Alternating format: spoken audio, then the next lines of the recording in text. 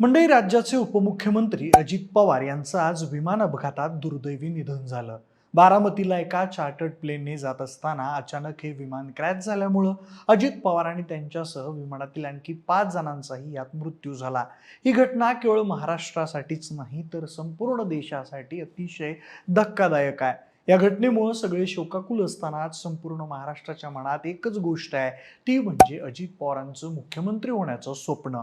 केवळ अजितदादाचं नाही तर त्यांच्या लाखो कार्यकर्त्यांचं देखील हे स्वप्न होतं. मात्र आता ते स्वप्न कधीही पूर्ण होणार नाहीये. त्यांच्या आयुष्यातल्या अशा कोणत्या परिस्थितींनी मुख्यमंत्री पदाला हुलकावणी दिली, याचीच सविस्तर माहिती आपण या व्हिडिओच्या माध्यमातून बघणार आहोत. नमस्कार, मी प्रथमेश आणि तुम्ही पाहताय विशेष भारी. मंडळी, महाराष्ट्राच्या राजकारणात दादा म्हणून प्रसिद्ध असलेले अजित पवार हे खऱ्या अर्थानं इथल्या राजकारणातील दादा होते. प्रशासनावर जबरदस्त पकड असलेले एक कणखर व्यक्तिमत्व अशी त्यांची ओळख होती. बारामतीपासून सुरू झालेला त्यांचा राजकीय प्रवास हा पुढची अनेक दशकं राज्याच्या सत्तेच्या केंद्रस्थानी राहिला. शरद पवार हे नाव राष्ट्रीय राजकारणात गाजत असल्यामुळे त्यांचा पुतण्या ही अजित पवारांची सुरुवातीची ओळख होती. त्यानंतर अजितदादा जेव्हा राजकारणात आले तेव्हा त्यांची हीच ओळख पुढेही कायम राहील अशी मतं अनेकांनी व्यक्त केली होती. मात्र अजित पवारांनी आपली वेगळी स्टाईल आणि वेगळ्या प्रकारचं राजकारण करून त्याच पक्षात राहूनही स्वतःचं असं वेगळं अस्तित्व निर्माण केलं. एवढंच नाही, आपल्या राजकीय कारकिर्दीमध्ये तब्बल 5 वेळा महाराष्ट्राचं उपमुख्यमंत्री पदही त्यांनी भूषवलं. सहकारी संस्थांमधून राजकारणाची सुरुवात केलेले अजित पवार 1991 साली पहिल्यांदा खासदार झाले आणि राज्याच्या राजकारणात त्यांचा प्रवेश झाला. आपल्या काकांचा हात धरूनच ते मोठ्या राजकारणात आले असले तरी त्यांची कामाची पद्धत आणि राजकारणाची शैली ही शरद पवारांपेक्षा वेगळी होती. शरद पवार संयमी तर अजितदादा स्पष्ट वक्ते. हो तर हो, नाही तर नाही, जे मनात ते जिभेवर अशी त्यांची बोलण्याची आणि कामाची पद्धत अल्पावधीतच लोकप्रिय झालेली. अजित पवार यांना मुख्यमंत्री पदानं कशी हुलकावणी दिली याची सगळ्यात पहिली महत्त्वाची घटना 2004च्या विधानसभा निवडणुकीनंतर घडली. त्यावेळेस झालं असं की सरकार स्थापनेच्या वेळेस राष्ट्रवादी काँग्रेसला काँग्रेसपेक्षा जास्त जागा मिळाल्या होत्या. लोकशाहीच्या नियमानुसार ज्याचा आकडा मोठा त्याचा मुख्यमंत्री व्हायला हवा होता. त्यावेळी अजित पवार हे मुख्यमंत्री पदाचे प्रबळ दावेदार होते किंवा राष्ट्रवादीच्या वाट्याला ते पद सहज आलं असतं. मात्र शरद पवारांनी मुख्यमंत्री पदाऐवजी महत्वाची खाती आणि उपमुख्यमंत्री पद स्वीकारण्याचा निर्णय घेतला. हा निर्णय अजित पवारांच्या राजकीय कारकिर्दीला बसलेला सगळ्यात मोठा पहिला धक्का मानला जातो.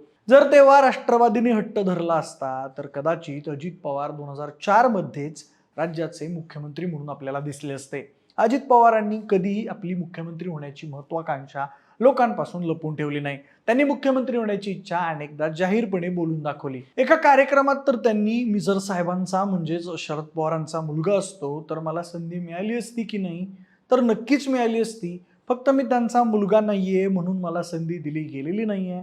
हा कसला न्याय, असंही बोलून दाखवलं होतं. एवढंच नाही तर 2004 सालीच राष्ट्रवादीमध्ये मुख्यमंत्री पदावरून फूट पडली असती असंही त्यांनी पूर्वी म्हटलंय.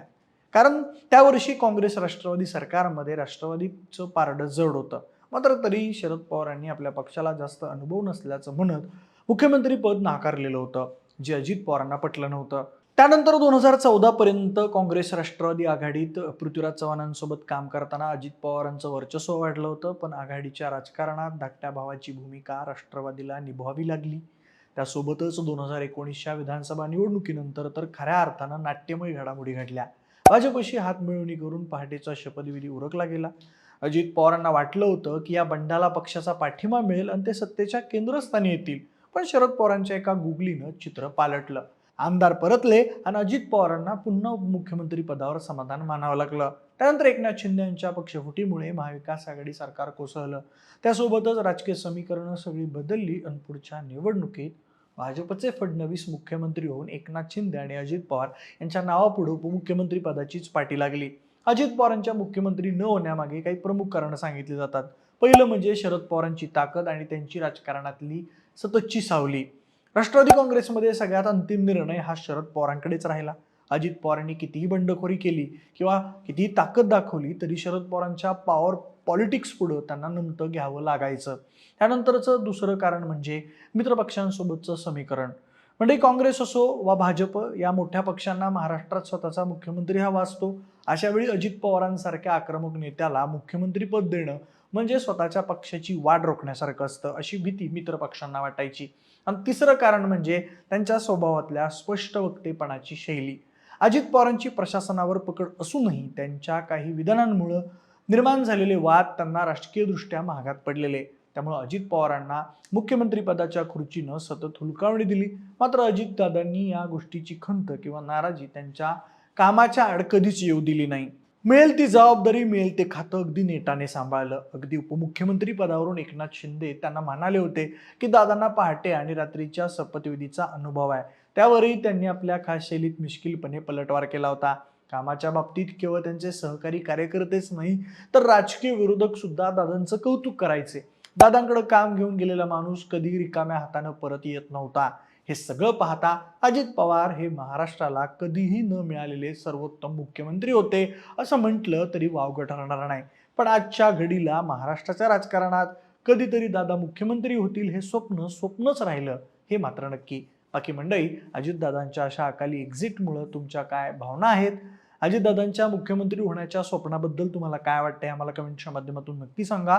सोबतच आपल्या विशेष वारीच्या YouTube चॅनलला सबस्क्राईब करायला अजिबात विसरू नका. धन्यवाद.